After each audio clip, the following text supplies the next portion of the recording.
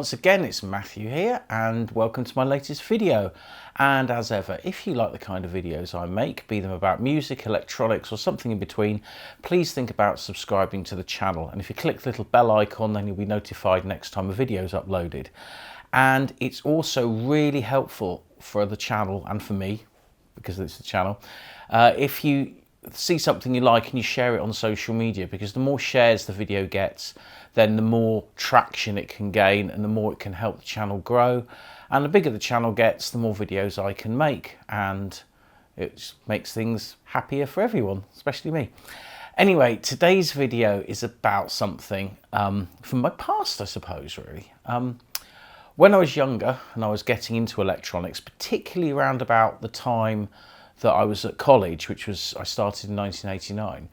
If you wanted to get electronic components, so we're talking things like, resistors, capacitors, transistors, anything like that, or if you wanted somewhere to get an electronics kit, if you wanted to get tools like soldering irons, solder, anything like that, the only place in the high street you could get it from was a shop called Tandy. Now, in America, the same chain was called Radioshack, but in the UK it was called Tandy. And there was a Tandy shop in most major city high streets. The favourite one I used to go to was when I was on holiday with my parents, and there was one at the top of Pool Hill in Bournemouth. But there were Tandys all over the place. And what was great about them is they had all the stuff on the rack. So, if you wanted, I don't know, a 100k resistor, they had a rack of resistors, they had racks of capacitors. So if you're building something, you could generally get a fair number of the parts that you wanted. This is actually something I have in my collection of odds and sods, and it's a Tandy IC mains connector. And it was actually £2.49, and this was probably from the early to mid 80s. That's actually quite a lot of money for a connector that you can buy now for probably less than £2.49. This realistic tape switching box, on the other hand, I've had for over 30 years, and it's been on just about every hi-fi system I've ever owned, basically for expanding the number of tape inputs I can have on the system. And it's particularly handy because on my main system I have two reel-to-reel tape machines and a computer as well as a cassette deck, when the main amplifier only has two tape inputs and outputs. Later on we had a shop called Maplin. Now Maplin were mostly a mail order company, and it was like Christmas every year when the new Maplin catalogue came out, because you'd go through it cover to cover seeing what sort of new things there were, and then you'd make a mail order and it would come in the post, a couple of weeks later sometimes. But Tandy, you could buy stuff in the shop. Now Tandy closed down a long time ago. I'd like to say it was probably 15 years ago, something like that, and they were bought out by a company called Carphone Warehouse, who, by the nature of the name, they're a company that basically sell mobile telephones, and so all the Tandy products and everything kind of literally went in the skip, or so I thought. Now recently I've joined a group on Facebook called Radioshack Memories. That might not be quite a thing, but if you look up Radioshack group on Facebook, you find it. And it's been great because people have been posting up loads of photos of old bits of kit they've still got made by Radioshack and their subsidiary brands. Their main brand was called Realistic. That was the brand that made things like hi-fi equipment, cassette tapes, reel-to-reel tape, loudspeakers, stuff like that. And then they had a company called Archer, I think, and that was they made things like CB radios, and I think they did some of the electronic kits as well. And I have actually got a Radioshack electronics kit, but I'm going to save that for a different video. But anyway, I've been watching all this Tandy stuff, and I still own a few Tandy products. I mean, I've even got like a cassette winder, and that was made by Realistic, I think, and I still use it to this day. But I just typed into Google Tandy, just to see, because sometimes these old brands, sometimes people set up tribute websites to them, or there might be a Wikipedia article or whatever, and I found a website called Tandy Online. So I looked at it, and it was a shop front end, and they had things for sale, and I looked through it and I thought, well, these look like Tandy products. And I thought, well, you know what, it's got to be worth a punt. And so I went on there and I ordered a couple of things, and I only made an order for about £5, and the postage was very cheap. It was £2.50. And I just thought, well, it might turn up, it might not. But I put my order in and it said order accepted. And I got another email the following day saying your order's been dispatched. So I thought, oh, there you go. And lo and behold, this order from Tandy, a company I thought had gone bust 15 years ago, turned up. And this is what I got from that little order. The light might be a little bit dimpsy, but I think you can see what I've got. So I've got a Tandy breadboard. And I think this was only a couple of pounds, and it looks just like the breadboards they used to sell in the shop. And it's also got screw holes top and bottom, so you can actually screw it to a piece of wood, which is really handy because then you can maybe sort of put like a right angle bracket or something on there with sockets on, so you can kind of use it for development. But you know, it's in the, it's got sticky on the back as well, and it's, you know, it's got the Tandy branding on. And the other thing I bought was this. Now, you may have seen some of these Vera boards on projects that I've done in the past. In fact, I'm going to open one up.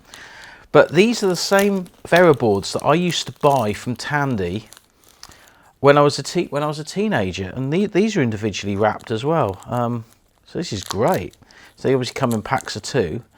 But I always found this size of Vera board really handy for just little projects, and I've been using these a lot recently for making pedals, and these are actually the last ones I had. I've only got like maybe 1 or 2 of these left. I mean, I did have quite a few, and I've not used many until recently. But you know, to buy these, you know, new old stock was brilliant because, like I say, I like using these for building pedals. Anyhow, that's what I got the other day. So I then made another order, which turned up a couple of days after I made it, and they seem to be based in Oxford, and I get the impression the person that took over the business or bought all the old stock, they probably literally just bought a load of old stock and then they just set up a company. I don't know. I really don't know. But anyway, this turned up, so let's open up and see what we've got. Because, you know, this is almost like Christmas. Now, what I did, they don't have a massive amount of stock on the website of different things, but I just literally ordered a bunch of random stuff, some of it purely based on what I used to buy when I was younger, and some of it because I was just curious about the packaging. And this is what I bought. So, yeah, we've got a receipt, and you can see it's got the Tandy logo on, so we'll put that to one side. And yeah, so yeah, I bought a book. I bought this book here about electronic projects you can do with 555 timers. Now, I've got a bunch of 555 timers, and we used to do loads of projects like this at college, and this is the sort of book I would have probably bought back in the day, although I don't have this book. But I have got a Robert Penfold book of, I think that's a 555 timer project book, but it's not as thick as this, but it's priced at £4.99, but they were doing it for £3.99, so I thought, yeah, I'll get one of those. Oh, now these things, 7-segment displays.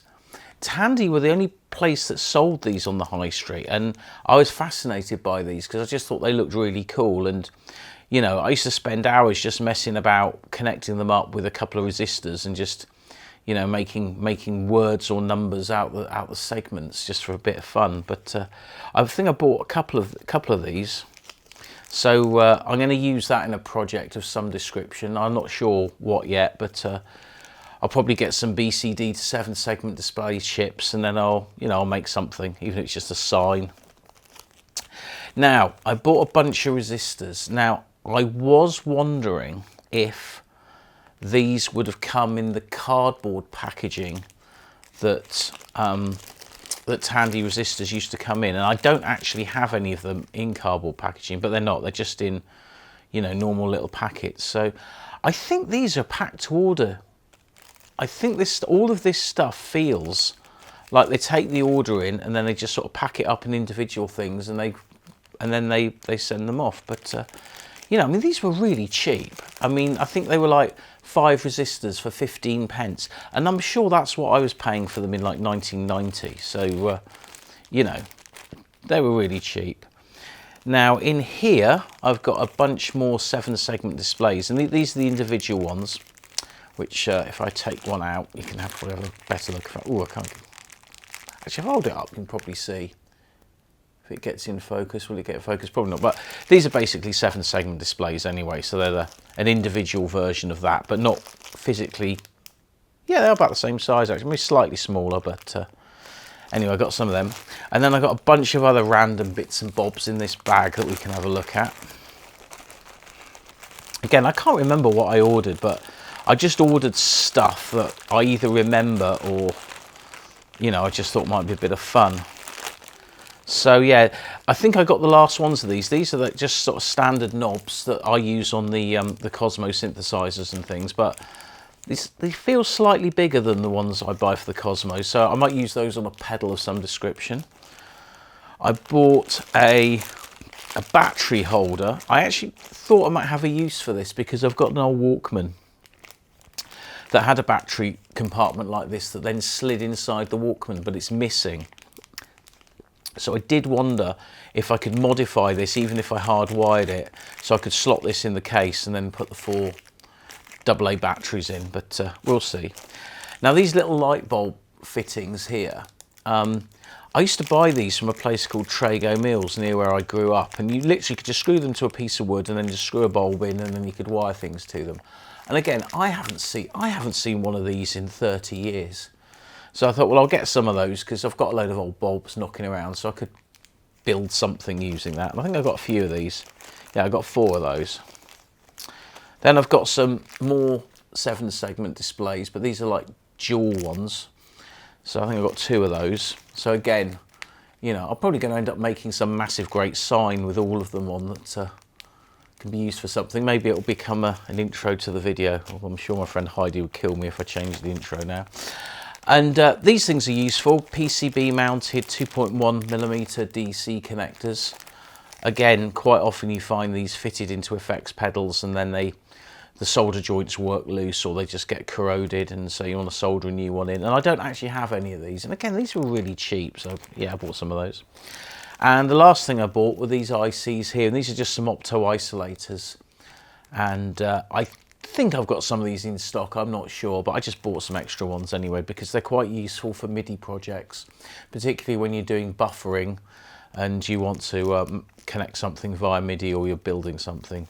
So I got some of those, but I'm really impressed with the packaging of all this Tandy stuff. It's really well packed, and you know, and the prices are really good. So, you know, if you want to dip into some nostalgia while they've still got parts for sale, because I don't believe for 1 second that, you know, once some of this stuff is out of stock, it might not come back again, particularly any sort of actual Tandy products like the because they've got a few of their old kits and things in there.